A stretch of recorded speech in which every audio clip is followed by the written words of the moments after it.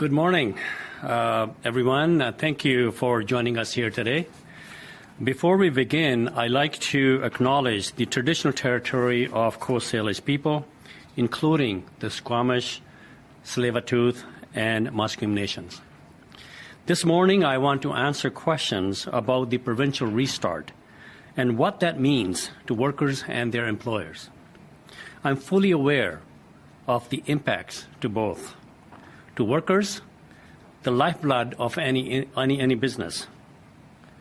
They saw operations abruptly dwindle or the doors slammed shut at their place of work, and many felt uncertain how they would make ends meet.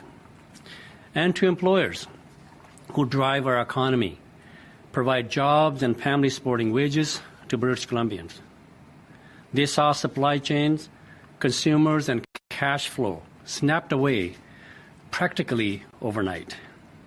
Unquestionably, the coronavirus has been a global tragedy, and unmistakably, no one is immune to the impacts. But BC fared well and is now well positioned to lead in the nation's recovery effort. WorkSafeBC has released industry-specific guidelines for employers resuming operations as part of Phase 2 of the Restart Plan. These guidelines can be found on WorkSafeBC website, and they will help businesses reopen in a safe manner during COVID-19 pandemic. These guidelines were something that many businesses all over the province have been waiting for. We knew they would be popular. They had over 524,000 page views of its guidelines and COVID-19 resources. That's 440% increase in website views compared to the previous weeks of 97,000. It certainly highlights the surge in public interest, which is why during COVID-19 situation, WorkSafeBC increased the number of prevention officers on the public information lines to 26 to keep pace with the demand. A 225% increase in call capacity from COVID-19. It's also why they have more than doubled safety inspections during the past few months. From March 22 to April 16, 2019, there were 4,191 inspections. But this year, from March 22nd to April 16, they had 8,719 inspections. In fact, last year they did over 10,000 safety inspections in the entire year. But in the first 6 months this year, they have already conducted 15,325 inspections so far. This is to make sure businesses have the best safety measures in place and consumers can place their trust by stepping inside of them. And the guidelines released last week contribute to increasing our confidence and our safety. WorkSafeBC consulted with many industry associations and organizations, work with safety committees at workplaces, and provincial health officer provided the expertise to create these guidelines. These guidelines are a starting point. Many businesses are unique or have individual circumstances different than others, and they can speak to WorkSafeBC about their individual cases. The guidelines were never intended as a silver bullet, one-size-fits-all solution. It is a made-in-BC plan specific to our needs. We expect the same entrepreneurial spirit that's shown throughout the epidemic, like the distilleries that pivoted to manufacturing sanitizers, to still shine bright as businesses restart to recover. In fact, it's that pioneering resilience and entrepreneurial spirit that has always defined the West as the best. BC will continue as a leader. Recovery is on its way. But recovery comes on its own pace, and resiliency requires patience. This restart isn't simply a matter of flipping off a switch. It is more like turning up the dial. And it's not a return to normal, but it is a hopeful, careful, thoughtful step forward, finding our new normal. BC is in a relatively good position to recover from COVID-19. As we started from a strong economic position, pre-COVID-19, BC had the lowest unemployment rate in the country and one of the best economic growth. I feel strongly that working together, our economy will recuperate and revitalize. Social and cultural norms will return and revive. Our jobs and businesses will reappear and reinvest in British Columbia. And in time, with hard work, BC will return as a national leader of economic growth in Canada, as we were leaders pre-COVID-19. I would also like to mention that I will be hosting a town hall tonight at 7:15 p.m. I hope you will join us. Al Johnson, Vice President of Prevention Services at WorkSafeBC, will also be on the call. We're going to answer questions from citizens and talk in detail about WorkSafeBC guidelines. So I encourage you to dial in through the usual government social media channels as we deliver the answers to many restart questions. Thank you. I'm prepared to answer some questions if you have. Thank you, Minister. And a few gentle reminders for the media on the phones. Please press *1 if you have any questions. You are limited to one question. If you do have a follow-up, please queue up again by pressing *1. And time permitting, we'll be able to take them. You will not be audible till I call out your name, so please keep your phones unmuted. We begin today with Tanya Fletcher, CBC. Tanya, go ahead, please. Hi, Minister. Just slightly off topic here. New Zealand's Prime Minister Jacinda Ardern is proposing a 4-day work week as a way to kind of stimulate the economy by allowing more domestic tourism. The theory being that if you allow people a 3-day weekend, they will spend more on the economy locally. Obviously, there are similar parallels in BC. Is that something you might support here in BC, a 4-day work week? Well, I think I will leave that up to the entrepreneurial spirit of British Columbian businesses and the workers. As you may know, many workers and the businesses already have a different work schedules. Some work 4 days on, 4 days off. Others have staggered hours. So I think I will leave it up to the workers and the businesses what suits them the best. Because at the end of the day, what we want to do as a government to make sure that we support those businesses, their initiatives, ensure that the workers' rights are protected. At the same time, businesses have the support that they need in order to recover fast from this COVID-19 situation. And I know, and I'm quite confident that we in British Columbia, our businesses and our workers, are up to that challenge. The next question is from Rob Buffum, CTV, Vancouver Island. Rob, go ahead, please. Hi, Minister. My question relates to non-medical masks. As you know, the federal health minister or health official yesterday recommended their use if you can't physically distance. I'm wondering if there's renewed consideration now to making it mandatory that in some businesses, like, say, restaurants, where it's not going to be possible for people to be 6 feet apart, that the use of masks be mandatory for servers, for example. I know Earl's does have them now, but other restaurants I don't think are necessarily going to do that. And I also wondered about, say, childcare providers, if there would be consideration to making the wearing of non-medical masks mandatory in spots like that. Yeah, thank you for that question. I think that question comes up all the time. And I think Dr. Bonnie Henry is in a best position to guide us. And we are following her guidelines and her instructions.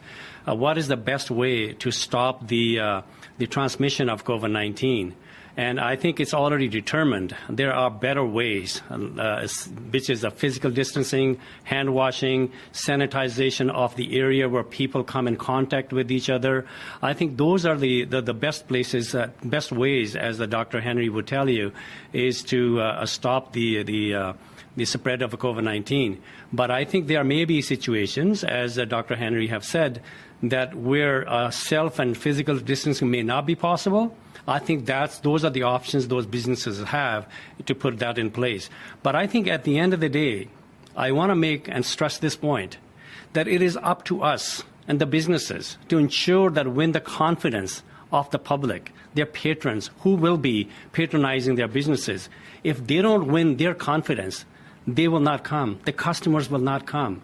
And the businesses will suffer and continue to suffer. I think collectively we need to make sure. That's why the WorkSafeBC have put together these sector-specific guidelines, and the businesses are different, and they can actually build upon those guidelines to suit their particular needs, whether it's a child care, whether it's a small restaurant, or it's a manufacturing facility. They need to devise their own guidelines that suits their needs. I think they need to ensure that their customers have a confidence to come and patronize their businesses, their workers feel safe to go to work and provide their services and produce the product. I think that should be the one point that I like to stress. And as Dr. Bonnie Henry have said, we don't want to start and then stop again.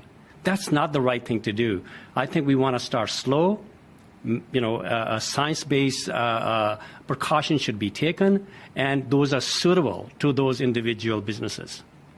Thank you, Minister. The next question is from Lisa Cordasco, CHLY. Thank you. Good morning, Minister. Good morning. What are your thoughts about whether governments, provincial or federal, should pay sick leave for employees who currently do not have that benefit? And what is the estimated cost of doing that? Yeah, I think it's a good point. I think as we went through the COVID-19 pandemic, a number of areas have been identified that normally people never even thought about.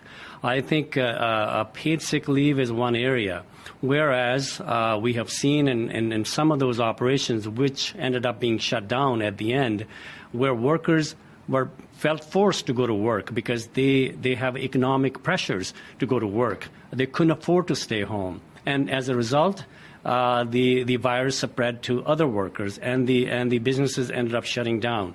So I think we need to find a way. We're working very, very closely with the federal government. Our premier is talking to the Prime Minister and our colleagues across the province, across the country, to ensure that we find a national solution to that, because it's a national pandemic. It affects everyone across the country, and that we should find a national solution to it. One way of doing that is reforming EI program, whereas the waiting period could be waived, or the benefit levels could be higher. That's one way of dealing with it. We're pushing the federal government to work with us and other jurisdictions to make sure that we have a system in place that is a national nature, and so that the people don't feel forced to go to work because of economic reasons. They should stay home when they are sick. And I think that's a right approach. But, as the Premier have said, if the feds fail to work with us, which I'm hopefully that they will, I think we as British Columbians will find our own ways. But I also understand the Premier made it very clear. We don't feel that the businesses should be burdened with the extra cost. It's a national pandemic. It affects all of us, and I think we should not be burdening the employer for the entire cost. We have to find a way what is fair so that we have that system in place, the security for the workers in place, both economically and socially, at the same time that the businesses can continue to thrive. Moira Witten, the TAI. Hi, Minister. Thanks so much for taking my question. With the announcement of the pay boost for frontline health and social service workers earlier this week, there's been some questions about why essential workers in grocery stores, liquor stores, or peer support harm reduction workers aren't included. Do you have any plans to, or are you planning to advocate for the inclusion of non-health or social service essential workers? Yeah, I think right now, as you know, it's a federal program and we are participating in it. Right now, it is to provide extra support to those who are providing critical public service in health, social services, and corrections, because those are the workers who are dealing with those most vulnerable who are sick, and they're working with them on a day-to-day basis. And I think those are the people that will be given this extra enumeration. And but certainly we as a province has worked very closely to uplift those who are the lowest paid workers in the province. Minimum wage is going to go up June 1st. And at the same time, we're providing $1,000 to those workers who have lost their income and who qualify for CERB program federally. And also our climate action tax is almost doubled for families. So I think we are taking steps to support those people who are lowest paid workers in the province. But at the same time, I think we will continue to work to make sure that we do everything we can to help all workers who step forward, risk their lives, risk their health, so that they will provide the service that we need and provide healthcare services to those who are sick. So I think we need to continue to work to make sure that the people feel safe, people feel that they are protected. The next question is from Shannon Patterson, CTV Vancouver. Shannon, go ahead, please. Oh, hi, Minister. So businesses that were originally ordered to close, like hair salons and gyms and in-person dining at restaurants that are now allowed to reopen, will inspections happen to make sure they're complying? Will those inspections be random, or will it be based on complaints from people who see issues? Can you talk about that? Yes, and I think the part of the program that WorkSafeBC have put together, yes, these are sector-specific guidelines, and every sector is different, and within that sector, every business is different. And when it comes to hair salons and the restaurants, again, they are different. They have different needs for individually. And I think the WorkSafeBC, along with these guidelines, also have established what we call them a reviewing and inspection regime. So they will be conducting random inspections to ensure that the guidelines that the WCB have put together are followed. At the same time, the provincial health officers' guidelines are followed.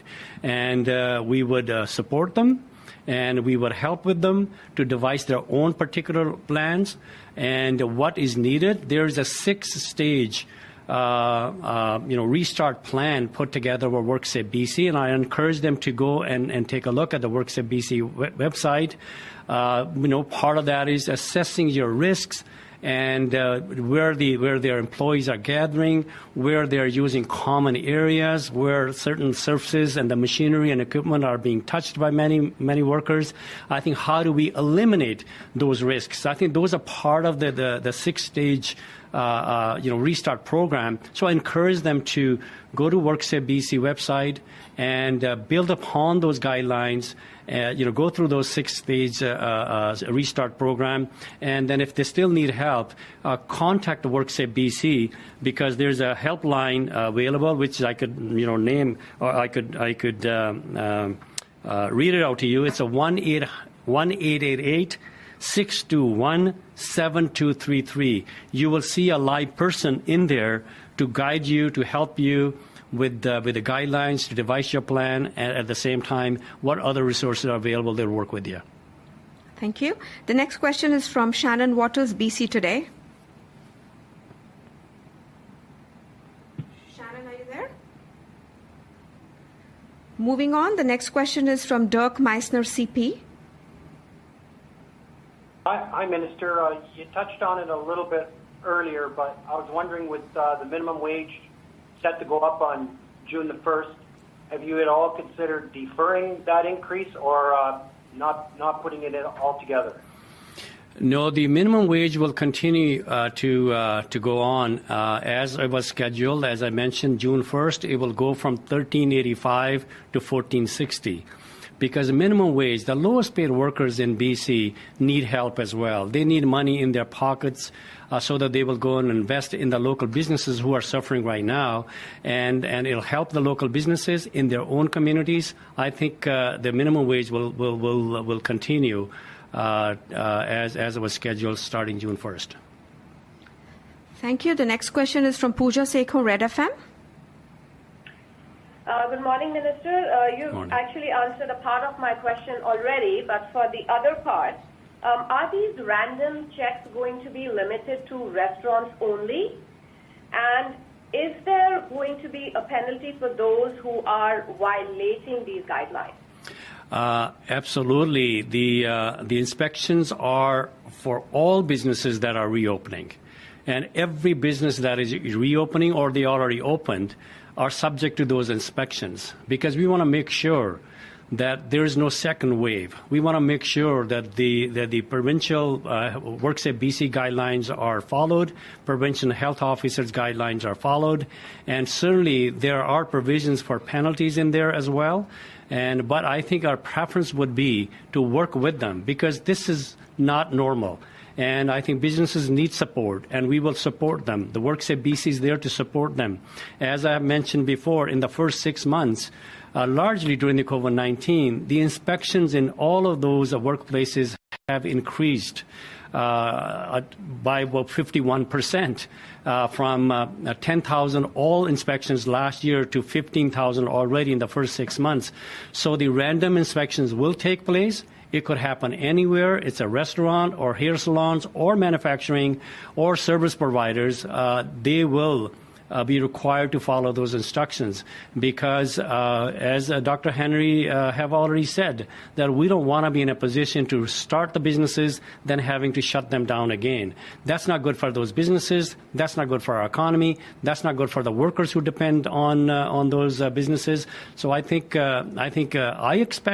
that the most businesses will comply, and if they need help, WorkSafeBC is there for them to call and to follow their website and build upon those guidelines their own business-specific safety plan.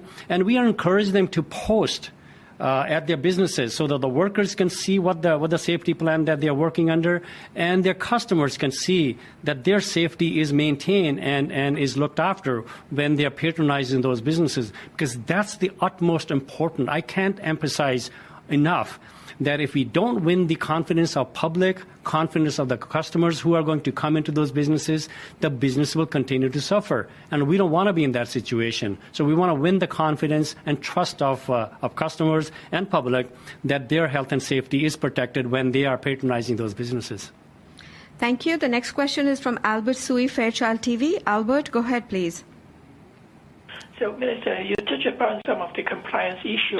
I'm just wondering if this small business has obligation to keep track of the clients visited those shops like barber shop or other personal services outlets. Yeah, so regardless what kind of business there is, and as I said before, every business is different, every sector is different, and, we have restaurant, then we have restaurant. There are large restaurants with a larger capacity, then we have a smaller restaurant with maybe a smaller capacity. So each one of them will have their own plan. Hair salons, some are large, some are just one person, chair, barber shop. They need to devise their safety plan accordingly, and WorkSafeBC is there to help them devise their plan, build upon the WorkSafe guidelines that they have put together. And but those businesses are required to post those safety plan at their workplaces so that their customers are confident that when they come into their businesses, their health and safety is protected. Thank you. The next question is from Rob Shaw, Vancouver Sun. Hi, Minister. I just wondered if you or WorkSafeBC are hearing from businesses that are having difficulty or confusion buying PPE required for their sector-specific guidelines, or maybe it's quite expensive for them. And then I also wondered what you make of the opposition Liberal suggestion that government create some sort of central hub for small businesses to find the PPE they need for the WorkSafeBC guidelines, and that maybe WorkSafe should be using some of its surplus to give businesses a refund on their purchase, so that's not necessarily passed on to customers. Yeah, good question. I think PPE issue always comes up, and I think like I said before, every business have their own needs to put their safety plan together. Some may require extra PPE. Some may be able to put their safety plan based on physical distancing and hand washing facilities and having sanitizer stations put together. Others may, where the physical distancing is not possible, may require a certain PPE. I think we want to make sure that the medically required PPE should be left for the frontline healthcare workers. And the non-medical PPE, I think every business have their own suppliers, and they should work with them.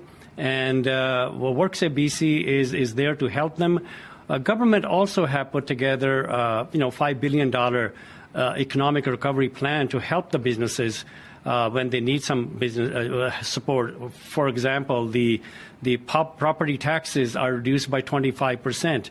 And other taxes are reduced. And then we take a look, working with the federal government, 75% wage subsidy available to those businesses. And I think we want to work with those businesses. We have the Economic Recovery Task Force chaired by the Premier, and where our finance minister also sit on, and along with the Minister Mangal, working with the businesses, working with nonprofit to find a way to restart the economy.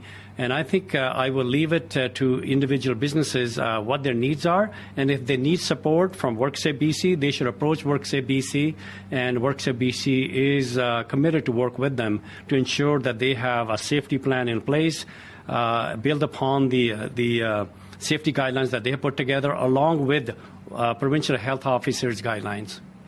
Thank you, Minister. The next question is from Colton Davies, Radio NL. Hi, Minister. Hoping for your input on this. For recreational programs and sports, when will those groups and organizations have guidelines from WorkSafeBC? And especially in terms of sports, what can you say about what people can expect in those guidelines? Because obviously the level of contact and the number of participants can vary greatly. Thank you. Yeah, I think as we're going through different phases of reopening our economy, we are moving in phase 2, and there are a number of sectors that we are saying that they're reopen, and those guidelines are in place. As we move forward, I think in June, when we are talking about moving into the phase 3, many of the other businesses will look at those guidelines, and those guidelines are being developed now in conjunction with the organizations and safety organizations within those sectors, and working with those industries to ensure that the safety plans are in place. And I think that's where it will be, and the WorkSafeBC is working on them, working with the organizations, the associations, to ensure that they have the support, they know what the guidelines are, they can build their own based on and build upon those guidelines that the WorkSafeBC put together. And we'll work with them to make sure that the players or the associations or the coaches, referees, all of those people feel that they're safe to go to, and the parents, if they are sending their kids to those support, feel that they're safe when they go on that field. Thank you, and we have time for one last question, and it is coming from Andy Lee Ming Pao. Andy, go ahead, please. Hi, Minister. Just one. So there are concerns being brought up from employers that because of the benefit program for the workers, people they have to pay extra salaries for them to work.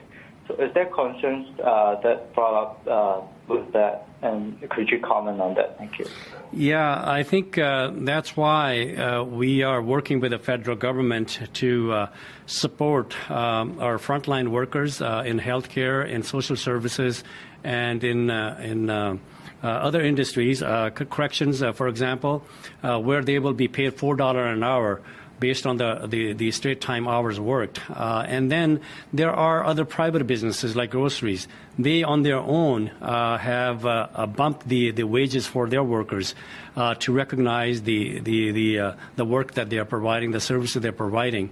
And as a government, we have put together a number of programs to help the small businesses and other businesses. For example, as I mentioned before, their property taxes are lowered by 25%. And also, the BC Hydro, their BC Hydro bills can be waived for 3 months. And I think those are the type of support that we are providing as a government. And I think we will work with those businesses if there are some additional needs for them.